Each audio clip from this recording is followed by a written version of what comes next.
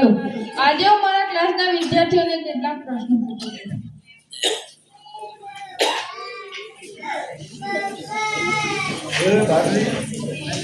અલા તમને ઉભા રહેતા પણ નથી આવડતું.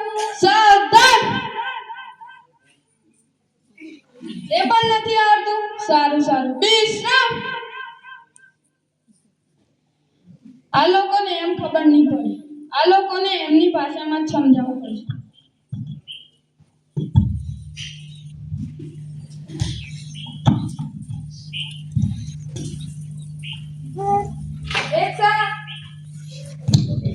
એકસો હજાર બમ. હવે ખબર પડી ને. 100 ઢીલા 10. હા હવે ખબર પડી ને. બેસી જાવ. બાળકો આજે હું તમને કેટલાક પ્રશ્નો પૂછી જોઈશ. રોહિત બેટા ઉભો થા. મેં કાલે તને લેસન આપ્યું તે કર્યું? કાલે તો આપી તું. કાલે તો આપી તું. હા સાહેબ યાદ આવી. હા એમ. ના કેમ નથી કર્યું? સાહેબ લાઈટ તો દીવા સળગાવી લેવો હતો. દિવસ રીત નથી ને. તો દીવા સળી કેમ નથી? મંદિરમાં મૂકી હતી. તે મંદિરમાંથી લઈ આવી હતી. મોના હેડ નતો. કેમ નતો લાયો? પાણી જ નતો ને. પાણી કેમ નતું? સાહેબ મોટર પણ હતી. મોટર કેમ બંધ હતી? સાહેબ કી જો ખાતો લાઈટ જ નથી ને. દીદા સારું ધાર્મિક ઉભો થા.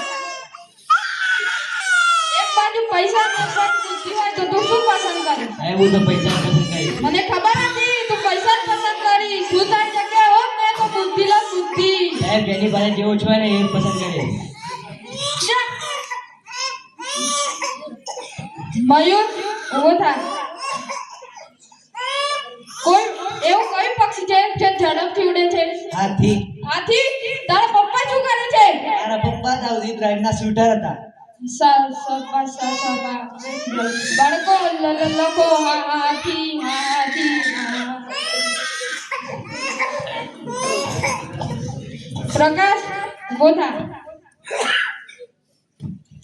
કોઈ પણ એક વૈજ્ઞાનિક નું નામ લે. સાહેબ આલિયા ભટ્ટ. હા સારું સારું. પ્રકાશ હવે બીજો પ્રશ્ન પૂછું. તને એમના જઈને એમ કે તારે સ્વર્ગમાં જવું છે કે નરકમાં, તો શું પસંદ કરીશ?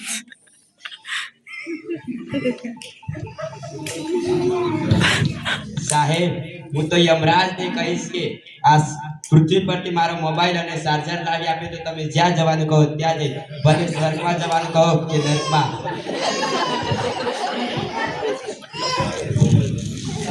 યુગ 1869 માં શું થયું હતું? સરસ સરસ. અને 1872 માં ગાંધી બાબુ 3 વર્ષના.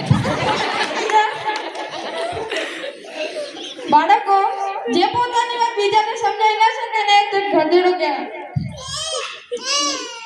સાહેબ તમારી વાત મને સમજાય નહીં.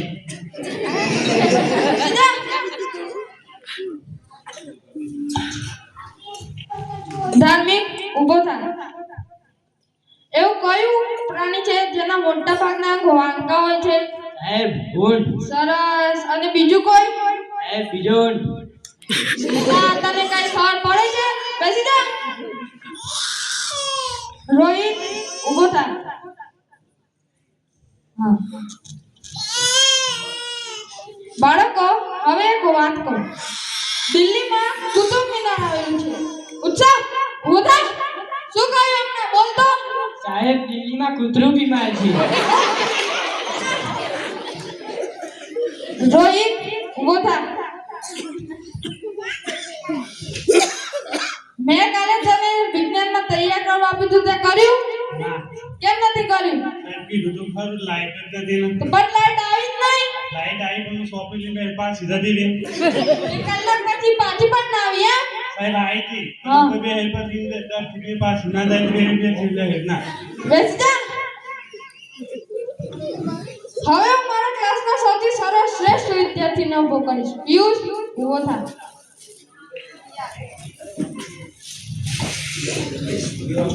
પિયુષ આયાત અને નિકાસમાં શું ભેદ હોય છે? સાહેબ આયાતનો અર્થ સીમાહેઠળ નિકાસનો અસાને મિલ જાય. શું?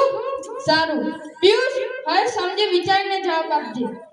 કોઈ પણ એક એવી વાત કહે જેનાથી કંઈક બોધ મળતો હોય.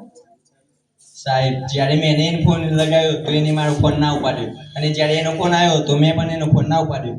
તો આ વાત એ બોધ મળે છે કે જેવું કરીએ એવું ભોગવીએ. માનો માનો બેસી જા. ઉત્સવ ઉભો થા. કોઈ પણ 15 ફળોના નામ કહે. કેરી, સફરજન અને ચીકુ અને એક ડઝન કેળા. બેસી આ તો કઈ નથી ને અહીંયા હું ખોટી મગજમારી કરી છે.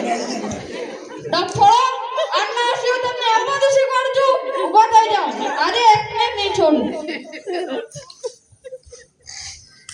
આટલા દિવસ થી તમને આવવાનું શીખવાડું છું. હે બોલો.